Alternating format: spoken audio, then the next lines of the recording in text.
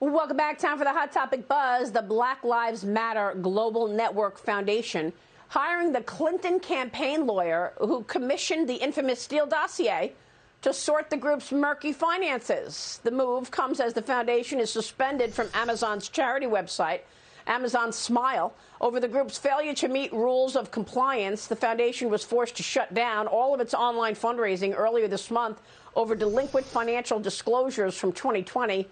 Nancy, your thoughts on this partnership?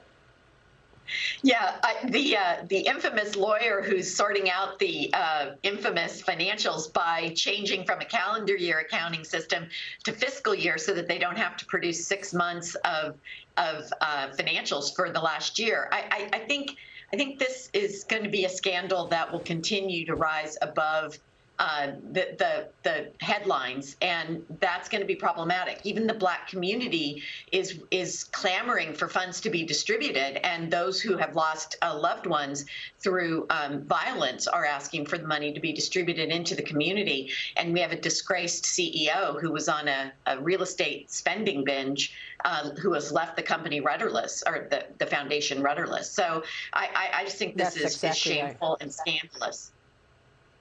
And because it is. James, your thoughts? Yeah, I would say it looks like the lawyers are going to have to earn their money on this one. California, not the, I think it's fair to say they're not politically, the government of California is not politically eager to go after an organization like this one. And yet we see the attorney general there sending a letter basically threatening the group's tax-exempt status, saying they're delinquent on their annual disclosures that are required in California. Amazon obviously sees them not reporting or out of compliance in a number of states. So there should be more scrutiny of this organization. There always should have been. I think we've seen in terms of the policies, the agenda that the BLM organization promoted have been very destructive to Black lives. We've seen that in cities across the country.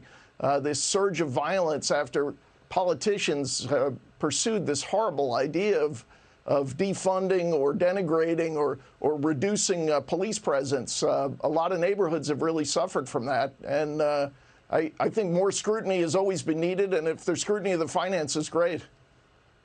Yeah. Yeah. Where's the money? Black Lives Matter. Where is the money? Nancy and James, stay right there.